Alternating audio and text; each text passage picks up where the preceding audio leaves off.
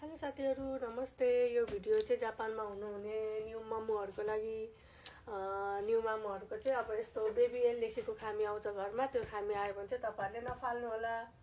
मेरो चाहिँ 2 मन्थको बेबी भयो। 1 मन्थ कटेपछि यो बेबी एल लेखेको पेपर आउँछ अनि त्यो पेपर चाहिँ क्यूआर कोड डिट गरेपछि चाहिँ अनि हाम्रो चाहिँ 50,000 पोइन्ट बराबरको खाइमुन गर्न सामान किन्न पाउँछौं। अब म चाहिँ सामानहरु ओपन गर्छु। यो चाहिँ सायद यो दुईटा चाहिँ डाइपर होला हैन। मैले चाहिँ डाइपर 4 वटा कि 5 वटा डाइपर गरे थिए। अब सबभन्दा बढी युज हुने भनेको नै डाइपर हो यहाँ हैन, बेबीको लागि। अनि त्यही भएर डाइपर छ। अनि अझै चाहिँ खात्रङ खुत्रङ सामानहरु छ, बेबीकै हो सबै। यहाँ म ओपन गर्छु के छ।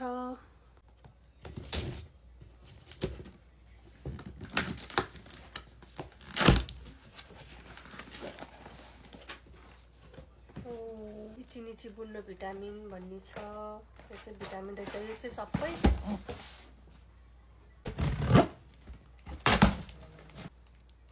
म चाहिँ सामानहरु सो गर्दै जान्छु है के आइपुगेको छ भनेर।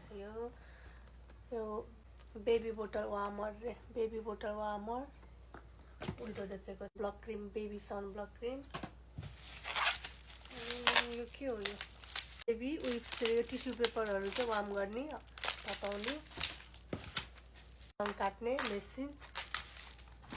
अनि यो डाइपर भइहाल्यो, डाइपरहरु भइहाल्यो।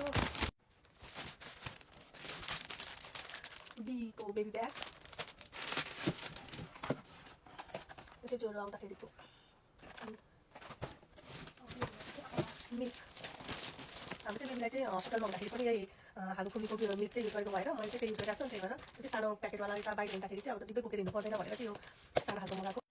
यो नेक्स्ट अर्को आएको सबै धेरै जसो मैले डाइपर मात्रै मगाएको छु। डाइपर एकदम युज हुन्छ नि त, अनि त्यही भएर है फर्मुला युज गर्ने मामुहरुको लागि चाहिँ एकदम बेस्ट सामान चाहिँ यो हुन सक्छ है। बाहिर बेबी लिएर हिँड्दाखेरि चाहिँ तताउने, तातो बनाउने यसले। बेबी बोतल वार्म, यो पनि वार्मर, यो पनि एकदम युज हुने सामान भित्र पर्छ। गाह्रो जान सकिन लाग्यो तर पनि अब बेबीलाई त अब एनी टाइम चिसै हुन्छ नि त। अनि टिस्यु पेपर विथ तातो बनाउने।